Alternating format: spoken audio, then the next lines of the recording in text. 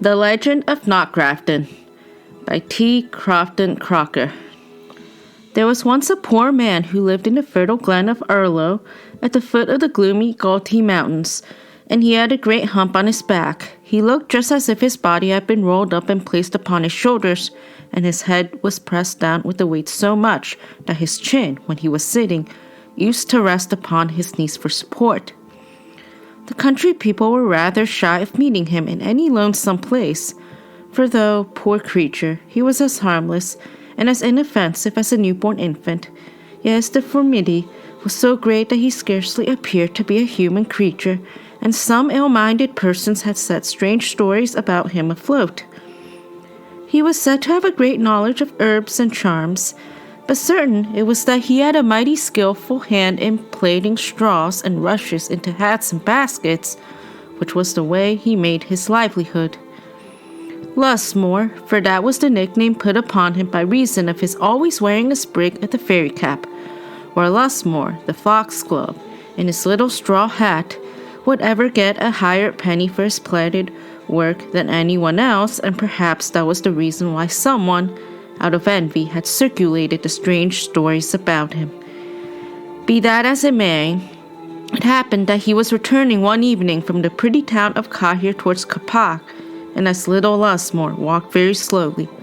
on account of the great hump upon his back. It was quite dark when he came to the old moat of Knockgrafton, which stood on the right-hand side of his road. Tired and weary was he, and no ways comfortable in his own mind at thinking how much farther he had to travel, and that he should be walking all the night, so he sat down under the moat to rest himself, and began looking mournfully enough upon the moon, which, rising in clouded majesty at length,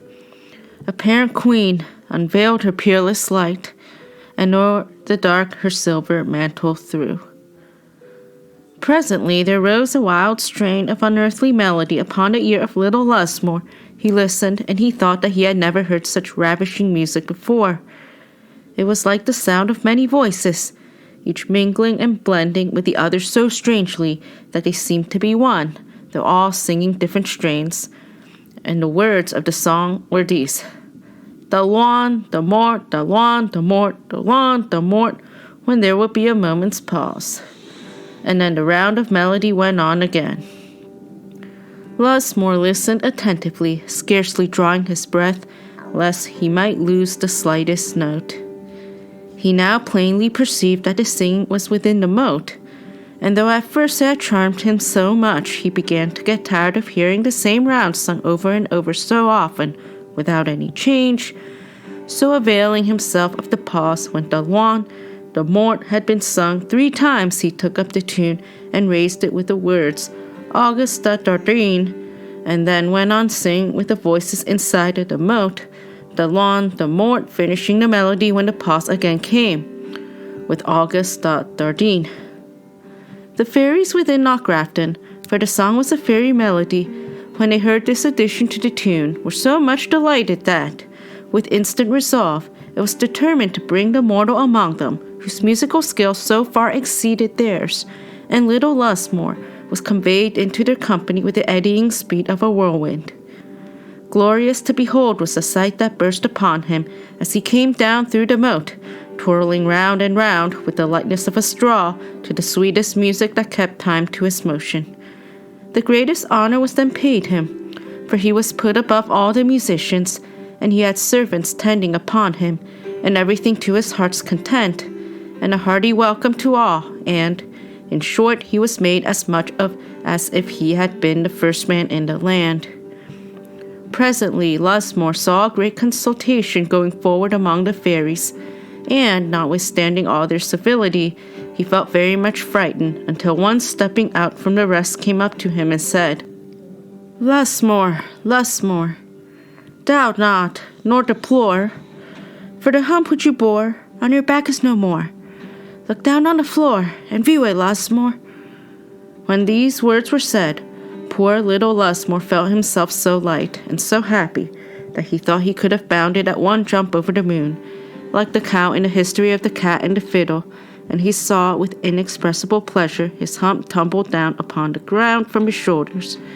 He then tried to lift up his head,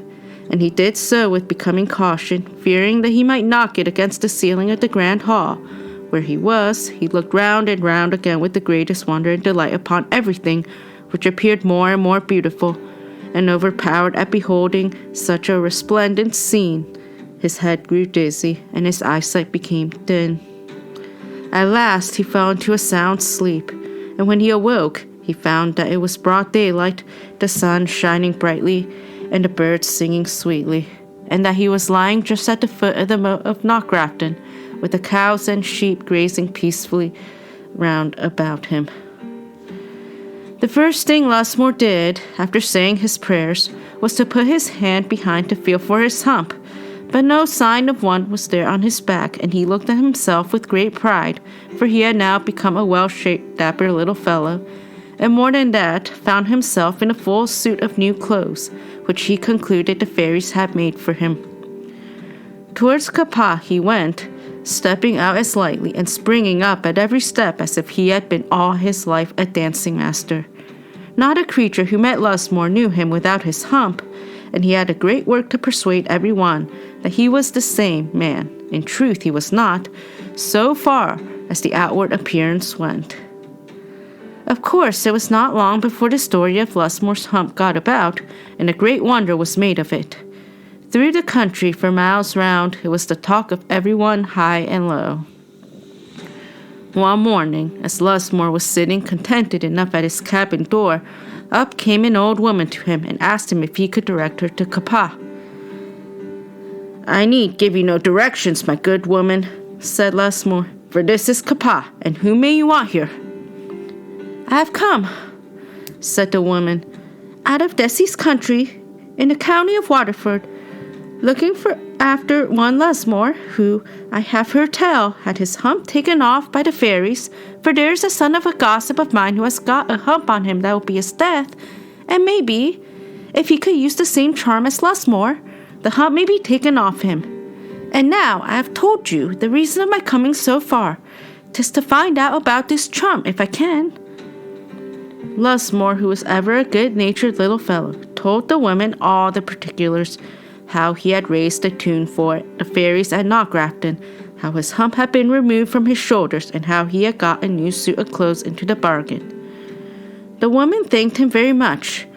and then went away quite happy and easy in her own mind. When she came back to her gossip's house in the county of Waterford, she told her everything that Lusmore had said, and they put the little humpbacked man, who was a peevish and cunning creature from his birth, upon a car and took him all the way across the country. It was a long journey, but they did not care for that, so the hump was taken from off him, and they brought him just at nightfall and left him under the old moat of Knockgrafton. Jack Madden, for that was the humpy man's name, had not been sitting there long when he heard the tune going on within the moat much sweeter than before, for the fairies were singing it the way Lusmore had settled their music for them, and the song was going on, the one, the more, the one, the more, the one, the more, August the Dean, without ever stopping. Jack Madden, who was in a great hurry to get quit of his hump, never thought of waiting until the fairies had done, or watching for a fit opportunity to raise the tune higher again than Lusmore had, so having heard them sing it over 7 times without stopping, out he bawls, never minding the time or the humor of the tune, or how he could bring his words improperly, Augustar the Dean, Augusta Hannah, thinking that if one day was good, 2 were better, and that if Lusmore had one new suit of clothes given him, he should have 2. No sooner had the words passed his lips than he was taken up and whisked into the moat with prodigious force, and the fairies came crowding round about him with great anger, screeching and screaming and roaring out, "Who spoiled our tune? Who spoiled our tune?" And one stepped up to him above all the rest and said, "Jack Madden, Jack Madden, the words came so bad in, the tune we felt glad in, this castle you're had in, that your life we may sadden. Here's 2 humps for Jack Madden." And 20 of the strongest fairies brought Lusmore's hump and put it down upon poor Jack's back, over his own, where it became fixed as firmly as if it was nailed on with 12 penny nails by the best carpenter that ever drove one. Out of their castle they then kicked him, and in the morning, when Jack Madden's mother and her gossip came to look after their little man, they found him half dead, lying at the foot of the moat, while the other humped upon his back. Well, to be sure, how they did look at each other, but they were afraid to say anything, lest the hump might be put upon their own shoulders. Home they brought the unlucky Jack Madden with them, as downcast in their hearts and their looks as ever two gossips were, and what through the weight of his other hump and the long journey, he died soon after, leaving, they say, his heavy curse to anyone who would go to listen to fairy tunes again.